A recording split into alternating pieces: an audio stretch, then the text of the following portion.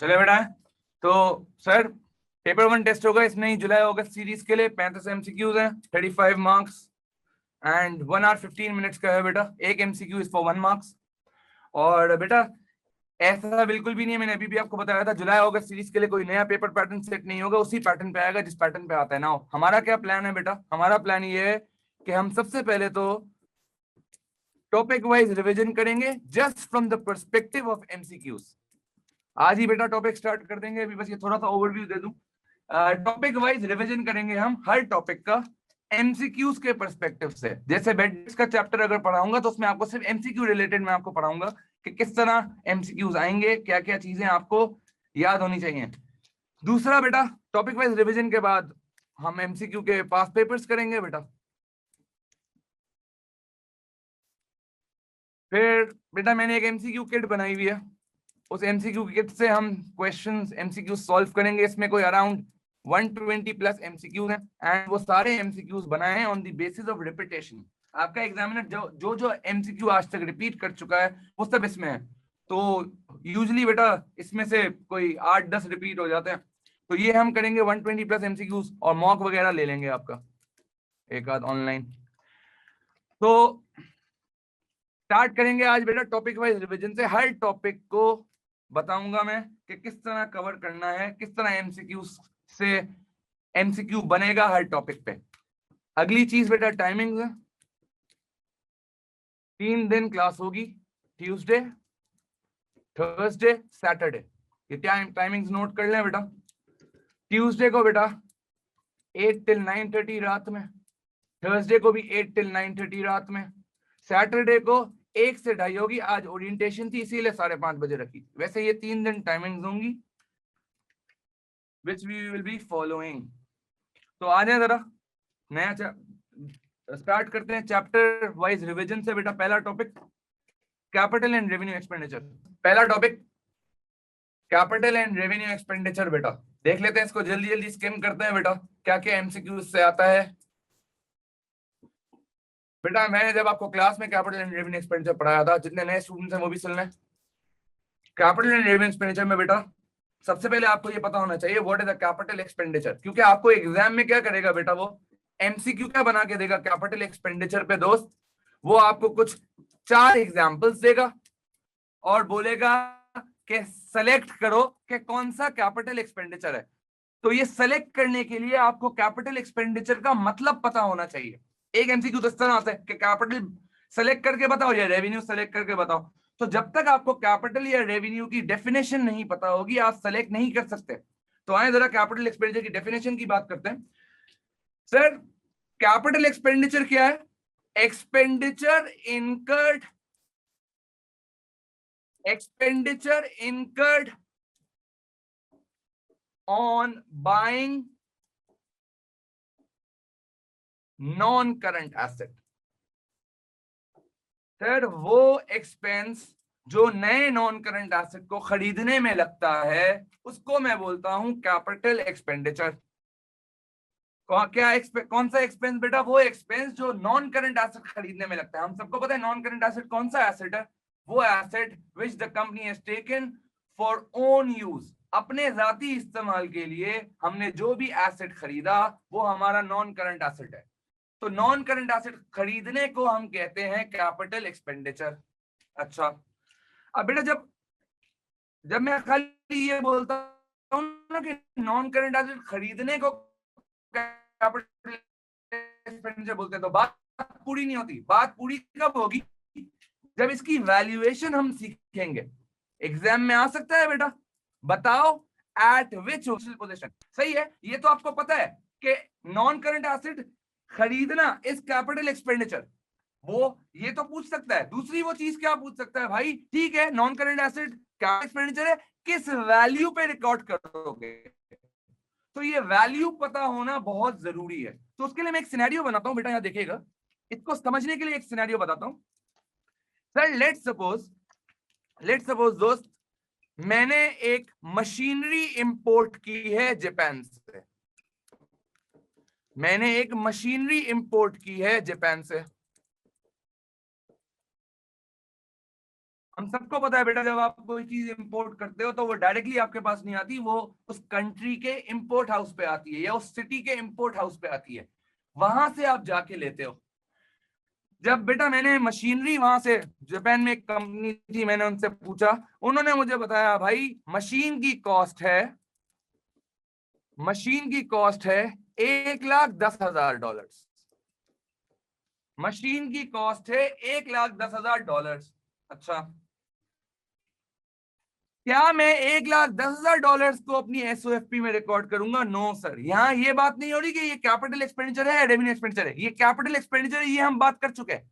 अब बात ये करनी है कि ठीक है कैपिटल एक्सपेंडिचर है ना, तो नॉन करंट एसेट की वैल्यू क्या होगी, हम अपनी बुक्स में कितने पे रिकॉग्नाइज करेंगे? भाई नया नॉन करंट एसेट खरीद रहा हूं तो एंट्री बनेगी non current asset debit cash credit, तो वो किस वैल्यू पे बनाओ वो सीख रहे हैं, वैल्यूएशन सीख रहे हैं बेटा यहाँ पे। सर अब जब वैल्यूएशन सीख रहे हैं तो वैल्यूएशन का एक रूल है, वैल्यूएशन का एक रूल है बेटा, किस प्राइस पे एसेट को रिकॉग्नाइज करूंगा वो कैसे पता चलेगा? सर फॉर्मूला क्या है? परचेज प्राइस यानी उस एसेट की खरीदने की कॉस्ट, वो एसेट जितने का मुझे पड़ा था वो value, plus all cost associated in bringing the asset, all costs associated in bringing the asset ready to use। Sir खाली परचेज प्राइस रिकॉग्नाइज करेंगे गलत हो जाएगा। अगर मैं आज एक मशीन ले रहा हूं और उस मशीन की एक्चुअल प्राइस 1,10,000 डॉलर है, मैं अगर उसको 1,10,000 डॉलर यानी परचेज प्राइस पे रिकॉग्नाइज करूंगा, ये गलत है। रूल क्या बोलता है भाई? वो सारे खर्चे भी आपको अपनी नॉन करंट एसेट की वैल्यू में ऐड करने पड़ेंगे जो उसको रेडी टू यूज बनाए। रेडी टू यूज बनाए का क्या मतलब है ये सुनते हैं। सर आप जब इंपोर्ट हाउस पे गए, आपको पता चला आपकी मशीन आ गई, आप इंपोर्ट हाउस गए, आपने देखा हाँ मशीन आ गई है। जब आप इंपोर्ट हाउस से मशीन लेकर आओगे तो पहले आपको इंपोर्ट हाउस से डॉक्यूमेंटेशन बाकी सारी चीजें क्लियर करनी होती हैं। बेटा इंपोर्ट वाला ऐसे आपको मशीन ले जाने अपनी फैक्ट्री नहीं देगा, वो ये बोलेगा भाई हमारी इंपोर्ट ड्यूटी तो दो। और आपको पता है इंपोर्ट ड्यूटी जब तक नहीं दूंगा ना, मैं अपनी मशीन को फैक्ट्री तो क्या 1 इंच भी नहीं हिला सकता। सर क्या मैं इंपोर्ट ड्यूटी पे किए बगैर अपनी मशीन को अपनी फैक्ट्री में ला सकता हूं? नहीं, यानी रेडी टू यूज नहीं हुई है, यानी इंपोर्ट ड्यूटी वो कॉस्ट है जो इनकर होगी इन ब्रिंगिंग द एसेट, ताकि उसको इस्तेमाल कर सकूं। तो इंपोर्ट ड्यूटी को भी मैं इस कॉस्ट में शामिल करूंगा। 1,10,000 डॉलर एसेट की कॉस्ट थी, अपने नॉन करंट एसेट को 1,10,000 पे रिकॉर्ड नहीं करूंगा, उसके साथ साथ 4,000 की इंपोर्ट ड्यूटी देनी पड़ रही है। इंपोर्ट ड्यूटी देने जब तक पे नहीं करूंगा तब तक एसेट को अपनी फैक्ट्री में नहीं ला सकता। जब फैक्ट्री में नहीं ला सकता बेटा तो रेडी टू यूज तो होगा ही नहीं। सर कुछ अदर टैक्सेस उन्होंने मुझ पे लगाए 2,000 के, ऑब्वियसली बात है बेटा, ये जितनी भी इंपोर्ट हाउस की कॉस्ट है जब तक आप पे नहीं करोगे आप एसेट नहीं हिला सकते बेटा।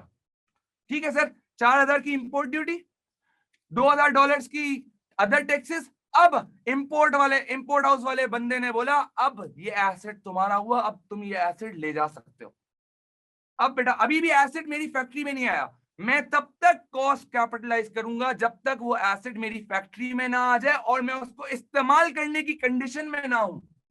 ये रूल है, खाली परचेज प्राइस नहीं, परचेज प्राइस के साथ वो कॉस्ट भी लूंगा इसकी वैल्यूएशन में जब तक मेरा एसेट स्टार्ट ना हो जाए, रेडी टू यूज ना हो जाए। सर अब जब आपने इंपोर्ट हाउस से क्लियर करवा लिया तो आप obviously heavy weighted high duty machine है बेटा, ऑब्वियसली या तो आप किसी लिफ्टर को बुलाओगे या आप किसी क्रेन को बुलाओगे, वो इक्विपमेंट या वो मशीन इंपोर्ट हाउस से आपकी फैक्ट्री में लाएगा बेटा। सर उसके चार्जेस हमें पता है, कैरेज इनवर्ट बेटा, ट्रांसपोर्टेशन कॉस्ट, किसी और की जगह से अपनी जगह पे लाने को कैरेज इनवर्ट्स कहते हैं। उस लिफ्टर वाले ने मुझे बोला भाई मैं 10,000 डॉलर लूंगा। जब तक लिफ्टर वाले को 10,000 डॉलर नहीं दूंगा मेरी मशीन मेरी फैक्ट्री में नहीं आएगी, फैक्ट्री में नहीं आएगी तो रेडी टू यूज भी नहीं होगी। तो मैं 10,000 को भी इस कॉस्ट में शामिल करूंगा, 10,000 को भी इस कॉस्ट का पार्ट बनाऊंगा। आगे चलते हैं सर। सर मशीन पहुंच गई सही सलामत। अब बेटा आपको पता है, सीधी सीधी बात, एक और एग्जांपल अगर मैं यहीं रोक, इस एग्जांपल को यहीं रोक के एक और एग्जांपल आपको समझाऊं, उससे शायद बात और ये विजिबल हो जो मैं अगली बात करने जा रहा हूं। भाई हमें अपने घर के लिए स्प्लिट एसी लेना है, हमें अपने घर के लिए एक स्प्लिट एसी लेना है। गया मैं मार्केट भाई, वीआईपी वाला हायर का एसी लेकर आ गया, 52,000 रुपए का मुझे पड़ा 1 टन का हायर का एसी, लेट्स सपोज 52,000 रुपीज। क्या मैं अपनी बुक्स में 52,000 हायर के दिखाऊंगा? नहीं, सबसे पहले हायर को लाऊंगा, सुजुकी वाला 1,000 रुपए किराया लेगा। फिर एक बात मुझे बता दो, क्या एसी ऐसे ही स्टार्ट हो जाएगा? नहीं सर, आपको एसी को इंस्टॉल करना पड़ेगा। एसी रेडी टू यूज नहीं होगा जब तक आप उसको इंस्टॉल नहीं कर देते। सर ये इंस्टॉलेशन चार्जेस भी आपकी कॉस्ट में कैपिटलाइज होंगे। लेट्स सपोज जो एसी लगाने वाला आया था उसने 2,000 रुपए लिए बेटा, तो आप अपनी बुक्स में एसी को 52,000 पे नहीं दिखाओगे बेटा, 55,000 पे दिखाओगे। यही मेरा अगला पॉइंट है कि मशीन जब लिफ्टर लेकर आ गया है फैक्ट्री में, तो मशीन स्टार्ट नहीं हो सकती, मैं इस्तेमाल मशीन को नहीं कर सकता जब तक वो मशीन इंस्टॉल ना हो जाए। तो इंस्टॉलेशन चार्जेस बेटा,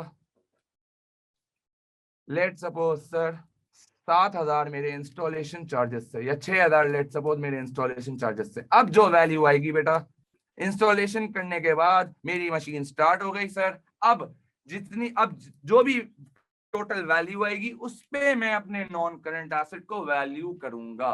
1,10,000 प्लस 10,000, एक 20 और 124 126, ये हो गया बेटा 1,32,000 रुपए।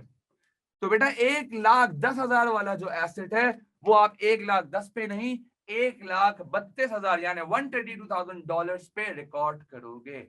तो कैपिटल एक्सपेंडिचर की डेफिनेशन का एक पार्ट यहां खत्म हो गया बेटा। तो इस एक पार्ट में 2 तरह के एमसीक्यूज टेस्ट कर सकता है। पहले तो एग्जाम्पल दे देगा और बोलेगा बताओ इसमें से कैपिटल एक्सपेंडिचर कौन सा है। दूसरा अगर वो पूछ रहा है तो वो पूछेगा ठीक है कैपिटल एक्सपेंडिचर ठीक है अपनी जगह, किस वैल्यू पे रिकॉर्ड करूंगा वो बताओ। तो बेटा अभी भी कैपिटल एक्सपेंडिचर खत्म नहीं हुआ, अभी भी एक पॉइंट बाकी है बेटा। दूसरा पॉइंट कैपिटल एक्सपेंडिचर का क्या है उस पर बात कर लेते हैं। आ जाए सर, अभी हमने जितनी भी बातें की हैं वो सारे नए नॉन करंट एसेट से रिलेट करती हैं। हमने अभी जितनी भी बातें की हैं बेटा वो सारी नए नॉन करंट एसेट से रिलेट करती हैं। सर व्हाट इफ मेरा नॉन करंट एसेट पुराना हो चुका है? भाई वो नॉन करंट एसेट जो पुराना हो चुका है वो पहले आप उसको जब खरीदा होगा तो कैपिटल एक्सपेंडिचर बना चुके होगे, वो ऑलरेडी कैपिटल एक्सपेंडिचर है। आपने एसी लिया था, लेट्स सपोज एग्जांपल दे रहा हूं, आपने एसी लिया था 2 साल पहले, तो जब आपने एयर जीरो में एसी लिया होगा बेटा तो उसी वक्त इसको कैपिटल एक्सपेंडिचर बना दिया होगा 55,000 पे। तो अब क्या दोबारा कैपिटल एक्सपेंडिचर बनाना है? नहीं बेटा, अब सुन लो जरा, डेफिनेशन लिखने जा रहा हूं। एक्सपेंडिचर इनकर्ड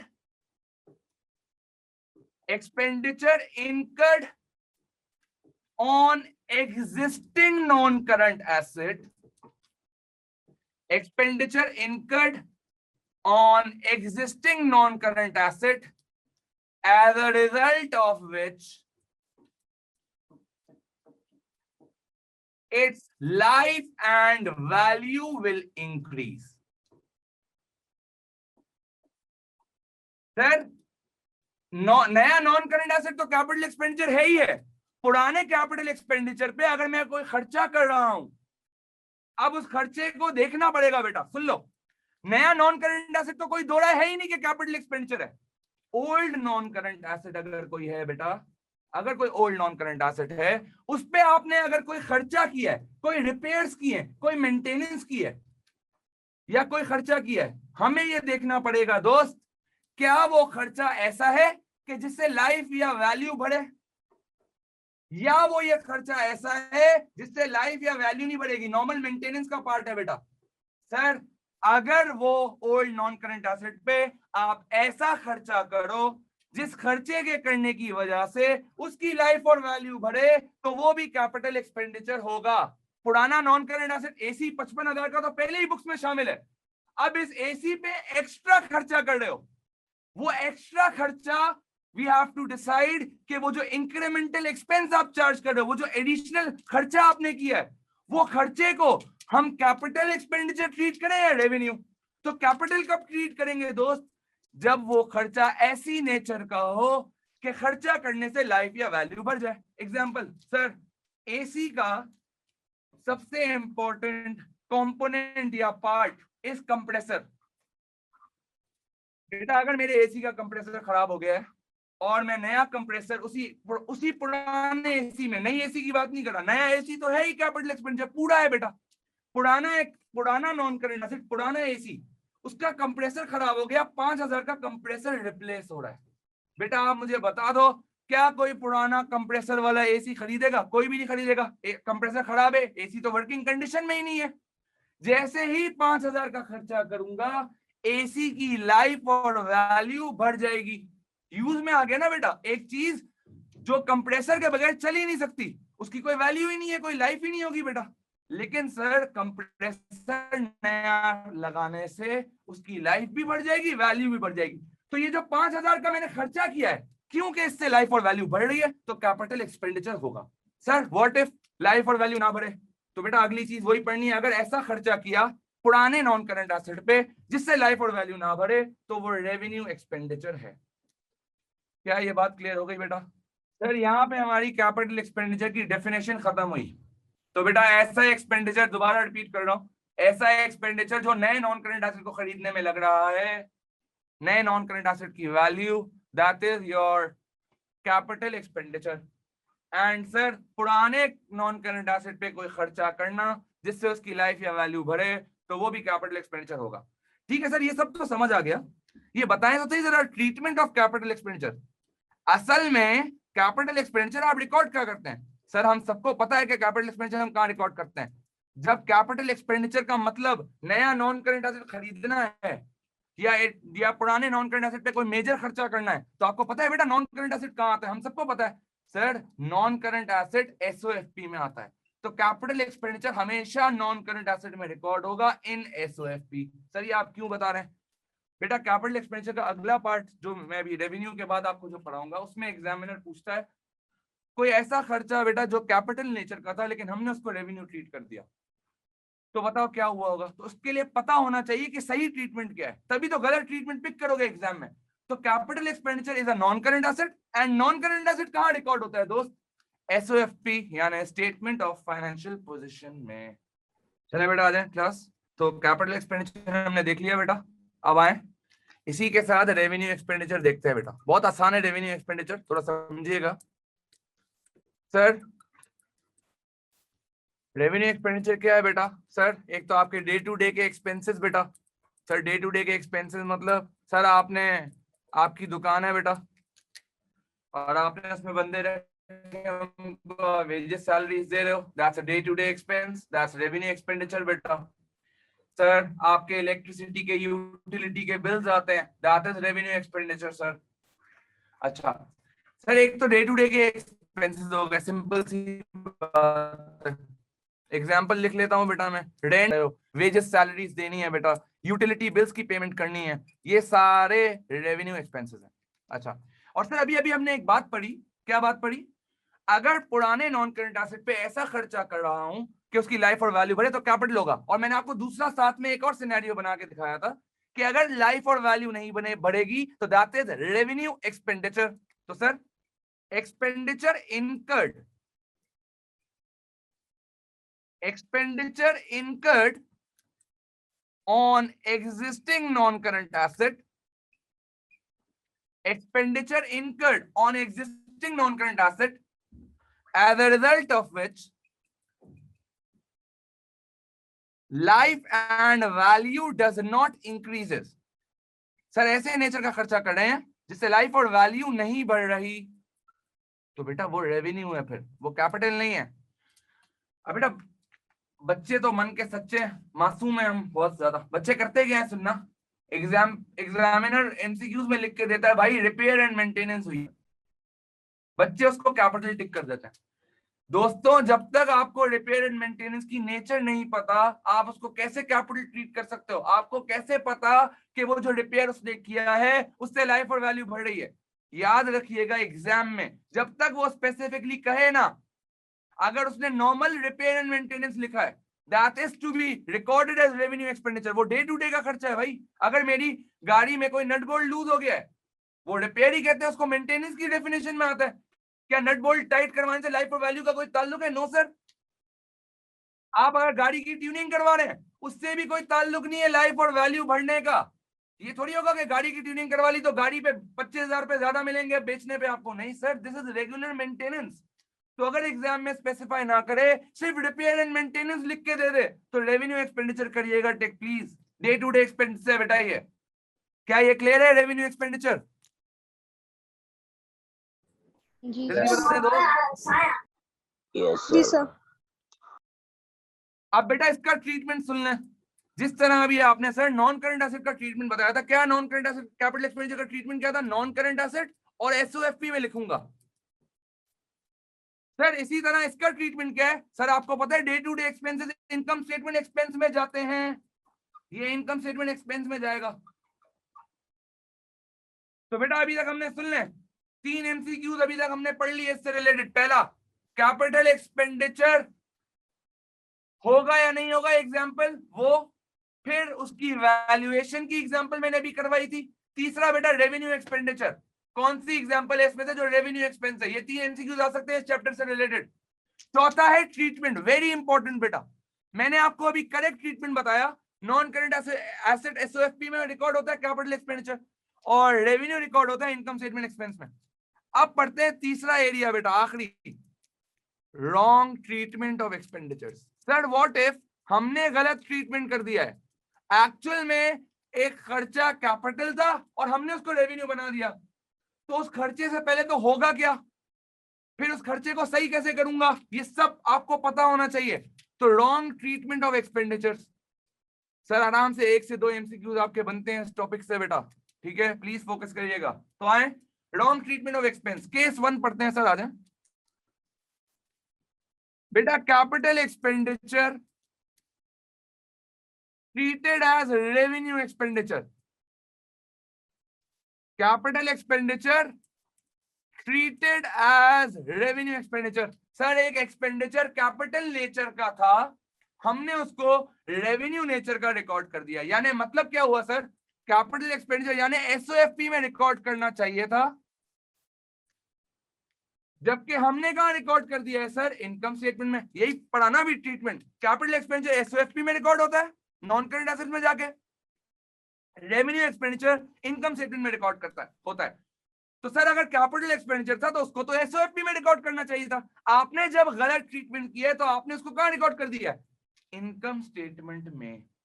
अच्छा, अब बेटा इस एरर का अफेक्ट एग्जामिनर 2 तरीके से पूछ सकता है, ये समझने की जरूरत है। पहले तो वो आपसे ये पूछ सकता है भाई, पहला चीज वो आपसे ये पूछ सकता है बेटा बता दो इस एरर की वजह से क्या हुआ है। इस एरर की वजह से हुआ क्या है एक्चुअल में? आपने जब ये गलती की है तो आपकी जो अकाउंटिंग की बुक्स है उसमें आपने क्या गलत रिकॉर्ड किया है या क्या गलत एडजस्टमेंट की है? तो पहला क्या बेटा, what the error will result in. अगर आपने गलती कर दी है तो ये error, what will the error result in. Sir आप खुद सोचे ना, आपको नॉन करंट एसेट रिकॉर्ड करना था, आपने उसको एक्सपेंस में रिकॉर्ड कर दिया है। सर जब आपने नॉन करंट एसेट यानी एसओएफपी में रिकॉर्ड नहीं किया, आपका नॉन करंट एसेट कम हो जाएगा। भाई एक 10,000 रुपए का हमने, लेट सपोज 10,000 रुपए की हमने कोई बाइक खरीदी है पुरानी, हमारे लिए तो नॉन करंट एसेट हमने अपने यूज के लिए ली है। उस बाइक को हमने नॉन करंट एसेट में रिकॉर्ड करने की जगह एक्सपेंस में रिकॉर्ड कर दिया बेटा, इनकम स्टेटमेंट में रिकॉर्ड कर दिया। तो सर नॉन करंट एसेट में तो रिकॉर्ड ही नहीं किया, तो नॉन करंट एसेट क्या हो गया होगा? कम हो गया होगा। अच्छा सर एक तो समझ आ गई चीज, नॉन करंट एसेट कम हो गया, ठीक है, एसओएफपी का ट्रीटमेंट समझ आ गया, गलती क्या हुई है। सर अगर आपने एक चीज को एक्सपेंस रिकॉर्ड कर लिया है तो एक्सपेंस आपने बिला वजह भरा दिया है, जबकि भराना था ही नहीं। और हम सबको पता है कि जब एक्सपेंस बढ़ता है तो नेट प्रॉफिट कम होता है। क्या ये क्लियर है बच्चों? गलती करने से हुआ क्या? गलती करने से हुआ ये कि नॉन करंट एसेट्स कम हो चुके हैं, एक्सपेंस को बढ़ा दिए बिला वजह, एक्सपेंस था ही नहीं। और एक्सपेंस बढ़ने की वजह से नेट प्रॉफिट क्या हो गया है बेटा, कम हो गया है। दूसरा बेटा, पहले तो आपने ये सीखा कि एरर करने की वजह से हुआ क्या होगा। आपका एग्जामिनर पूछ सकता है भाई ये गलती की है, बताओ इससे क्या हुआ है। दूसरा वो ये पूछ सकता है भाई एरर ठीक करोगे तो क्या होगा, how will error be rectified. या तो एरर ठीक करो, ठीक कैसे करोगे, या एरर रेक्टिफाई करोगे तो क्या होगा। दोनों का एक ही मतलब है बेटा, सिंपल सी बात है सर। आपने एक चीज नॉन करंट एसेट की जगह एक्सपेंस में रिकॉर्ड कर दी है, तो आपको अब एरर सही करने के लिए क्या करना पड़ेगा, नॉन करंट एसेट को बढ़ाना पड़ेगा। सर नॉन करंट एसेट को बढ़ाना पड़ेगा, एक्सपेंस में बिला वजह एक चीज आपने डाल दी है, एक्सपेंस बढ़ा दिया है, अब एक्सपेंस को करना पड़ेगा कम। सर जब एक्सपेंस कम होगा प्रॉफिट बढ़ जाएगा। क्या ये क्लियर है सर। बिल्कुल इसका ऑपोजिट है, गलती से क्या हुआ और गलती ठीक कैसे होगी। गलती ठीक करने के लिए सिर्फ क्या करना है, ऑपोजिट करना है। क्या ये क्लियर है दोस्त, जल्दी बताएं बेटा। जी सर। जी सर। केस टू बेटा आ जाओ। ये तो आपने पढ़ा कि कैपिटल और रेवेन्यू से क्या हो, कैपिटल को रेवेन्यू बना दिया तो क्या होगा। सर व्हाट इफ एक एक्सपेंडिचर था ही रेवेन्यू, एक एक्सपेंडिचर था ही रेवेन्यू, आपने उसको ट्रीट कर दिया है कैपिटल एक्सपेंडिचर। सर जब आपने उसको कैपिटल एक्सपेंडिचर ट्रीट कर दिया है, यानी आपको एक्सपेंसेस में रिकॉर्ड करना था, इनकम स्टेटमेंट में रिकॉर्ड करना था, आपने एसओएफपी में रिकॉर्ड कर दिया है। बिल्कुल रिवर्स होगा बेटा, देख लो वही दो जड़ी बूटियां देखो। एरर, पहला एरर का अफेक्ट क्या होगा, अगर error, what will error result in, तो बेटा क्या होगा, खुद बताना। इंक्रीज हो जाएगा सर नॉन करंट एसेट बढ़ गया होगा। आपने रेवेन्यू को अगर कैपिटल बना दिया, यानी आपने एसओएफपी में जाके रिकॉर्ड कर दिया, यानी नॉन करंट एसेट आपने बढ़ा दिया। सर एक्सपेंस आपने रिकॉर्ड ही नहीं किया, एक्सपेंस हो जाएगा कम। सर जब एक्सपेंस कम होता है प्रॉफिट बढ़ जाता है, जब एक्सपेंस कम होता है प्रॉफिट बढ़ जाता है। सर ठीक कैसे करूंगा इसको, how will error be rectified. बेटा मैं दोबारा नाम नहीं लिख रहा, आप समझ आ जाना चाहिए, ठीक है। सही कैसे करूंगा, नॉन करंट एसेट को बिला वजह बढ़ा दिया है, कम करो। एक्सपेंस को कम किया है, एक्सपेंस को बढ़ाओ। और हम सबको पता है एक्सपेंस बढ़ता है प्रॉफिट कम हो जाता है। क्या ये क्लियर है sir. Capital and revenue expenditure तमीज से करवाया बेटा। अब अगला चैप्टर थोड़ा सा इसको देखते हैं, फिर नेक्स्ट क्लास में कंटिन्यू करेंगे। Sir bad debts and provision for bad debts आ जाए। मैक्सिमम चीजें इसकी भी रिवाइज करने की कोशिश करते हैं बेटा from the perspective of MCQs. Bad debts and provision for bad debts आ जाए बेटा। सर सबको पता है, सर हम सबको पता है बैड डेट्स का मतलब ही क्या है, डेट का बैड होना। डेट का बैड होना का क्या मतलब, सर आपने एक कस्टमर को गुड्स उधार पे बेचे थे, जब आपने सेल की होगी बेटा उसको, जब आपने गुड्स सेल किए होंगे ऑन क्रेडिट बेटा, उधार पे जब आपने गुड्स बेचे होंगे, पैसे नहीं आए सर, आपने एंट्री क्या बनाई होगी दोस्त, सर आपने एंट्री बनाई होगी अकाउंट रिसीवेबल डेबिट, यानी फ्यूचर में इस बंदे से पैसे आने हैं बेटा, लेट सपोज 10,000, सेल्स क्रेडिट 10,000। ये एंट्री बेटा हम बनाते हैं, एक बिजनेस बनाता है जब वो गुड सेल करता है, और इस बंदे को लेट सपोज हमने 1 महीने का टाइम पीरियड दिया था। अच्छा सर 1 महीने बाद पता चला ये बंदा तो पैसे लेके भाग गया है। सर हमने पढ़ा था बेड डेट्स क्या होता है, एक्चुअल एक्सपेंस। कंफर्म पता चल जाए कि आपके पास पैसे नहीं आएंगे, अब ये 10,000 रुपए के अब 0% चांसेस है रिकवरी के, आपको ये कंफर्म हो चुका है। जैसे ही आपको कंफर्म हो जाएगा आप बेड डेट्स रिकॉर्ड करोगे। सर बेड डेट्स क्यों एक्सपेंस है, भाई आपको 10,000 रुपए आने थे, नहीं आए, ये 10,000 रुपए आपका नुकसान, आपका लॉस इज एन एक्सपेंस। और आप सबको पता है बेटा एक्सपेंस बढ़ता है तो डेबिट होता है, तो मैं बेड डेट्स को क्या करूंगा सर, डेबिट करूंगा। मैं बेड डेट को क्या करूंगा बेटा, डेबिट करूंगा। क्यों सर, क्यों आपने बेड डेट्स को डेबिट किया, सर हमने बेड डेट्स को इसीलिए डेबिट किया क्योंकि हमारा एक्सपेंस बढ़ रहा है, एक्सपेंस बढ़ता है, रूल इज डेबिट। अच्छा सर क्रेडिट क्या करूं, सर क्रेडिट आप करेंगे अकाउंट रिसीवेबल को। क्यों भाई, सर अब तो पैसे आएंगे ही नहीं, कंफर्म हो चुका है, तो बिला वजह अपनी बुक्स में ये दिखाना कि इस बंदे से पैसे आने वाले हैं। अकाउंट रिसीवेबल डेबिट का क्या मतलब है भाई, इस बंदे से फ्यूचर में पैसे आएंगे। सर आज 1 महीने बाद मुझे पता चल चुका है कि ये बंदा भाग गया है मेरे पैसे लेके, तो अब कैसे पैसे आएंगे सर? तो मैं अपने अकाउंट रिसीवेबल को क्या करूंगा सर, कम करूंगा। Account receivable is my asset, asset कम हो रहा है क्योंकि पैसे नहीं आएंगे बेटा, तो क्रेडिट होगा। Account receivable credit. क्यों क्रेडिट हो रहा है सर? क्योंकि एसेट कम हो रहा है। तो बेड डेट्स क्या है बेटा? एक्चुअल एक्सपेंस जब आपको कंफर्म पता हो पैसे नहीं आने वाले। अब एग्जाम में कैसे सवाल आता है बेटा, एक बच्चों वाला एमसीक्यूज ये आता है, बोलता है बताओ बेड डेट्स की इसमें क्या एंट्री पास होगी। तो बेटा बेड डेट्स की एंट्री पास होने के लिए आपको बेड डेट्स की एंट्री पता होनी चाहिए। तो अब आप आराम से कंफर्टेबली लिख सकते हो bad debts debit account receivable credit. कभी कभार वो बेड डेट्स की जगह बेटा इररिकवरेबल डेट का भी वर्ड यूज किया है उसने एमसीक्यूज में। तो इररिकवरेबल डेट और बेड डेट का मतलब एक ही होता है, दीज आर जस्ट सिनोनिम्स बेटा, मतलब एक ही है इररिकवरेबल डेट और बेड डेट का। आगे आ जाए सर, क्या ये क्लियर है यहाँ तक? जल्दी से बता दें सबको, क्या यहाँ तक क्लियर है बेटा सबको? Yes sir. Yes sir. Yes sir. अच्छा बेटा अब एक चीज जो कि आ सकती है, बिल्कुल आ सकती है, वो है बेटा देखो बेड डेट एक्सपेंस तो है सर बेटा, लेकिन आपका एग्जामिनर बोलता है जब आप इसको इनकम स्टेटमेंट में रिकॉर्ड करोगे, ये जब मैंने एक्चुअल में जो मेरे करंट स्टूडेंट्स बैठे हैं उनको पता होगा बेटा, मैंने आपको बेड डेट्स की 2 एंट्रीज बताई थी, एक तो नॉर्मल बेड डेट रिकॉर्ड करना, दूसरा उस बेड डेट को ट्रांसफर करना पीएनएल में, उसकी एक एंट्री पढ़ाई थी बेटा।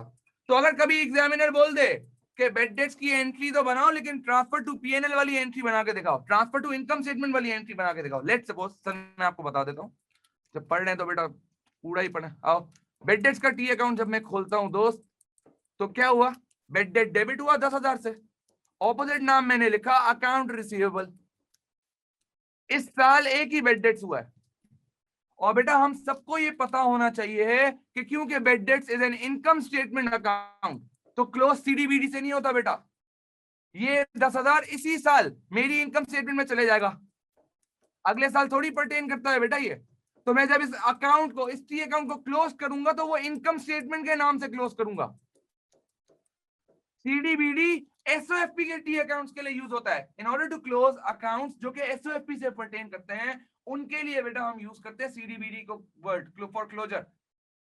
इनकम स्टेटमेंट के टी अकाउंट को क्लोज करने के लिए we close it with income statement, क्योंकि इसी साल, ये इस साल का एक्सपेंस है और इसी साल इनकम स्टेटमेंट में चले जाएगा। फ्यूचर के पीरियड्स में तो अगले सालों का बेड डेट्स आएंगे ना, पिछले साल का क्यों रिकॉर्ड करूंगा दोबारा से। तो बेटा आप देखो, मैंने जब ये आपको पढ़ाया ना, अभी ये ऑटोमेटिकली एंट्री बन गई। आप खुद सोचो, आपने अभी जब इसको अकाउंट रिसीवेबल को डेबिट किया 10,000, तो लॉजिक क्या थी, बेड डेट्स डेबिट हुआ और ऑपोजिट नाम आपने रिसीवेबल लिखा। ये देखो हमने भी यही एंट्री बनाई है। किसी को अगर टी अकाउंट आता है वो उससे भी एंट्री बना सकता है कि बेड डेट्स डेबिट हो रहा है और ऑपोजिट पे जो नाम आता है वो क्रेडिट होगा। ऑब्वियस सी बात है, बेड डेट्स को डेबिट किया, ऑपोजिट पे क्रेडिट आ रहा है, यानी अकाउंट रिसीवेबल क्रेडिट होगा। इसी तरह बेटा इनकम स्टेटमेंट में भी देखो, इनकम स्टेटमेंट में भी 2 नाम है, बेड डेट्स हो रहा है क्रेडिट और इनकम स्टेटमेंट हो रहा है डेबिट। सर बहुत सिंपल है, तो आए जरा, इनकम स्टेटमेंट को डेबिट किया बेटा, इसकी अगर मैं एंट्री पास करूं, इस इनकम स्टेटमेंट को क्लोज करने की अगर एंट्री बताऊं, तो income statement debit, bad debts credit. तो बेटा जब एग्जाम में एमसीक्यू आए, आंखें खोल के देखना, नॉर्मल बेड डेट की एंट्री पूछिए या वो बोल रहा है ट्रांसफर टू पीएनएल करते वक्त एंट्री क्या बनेगी।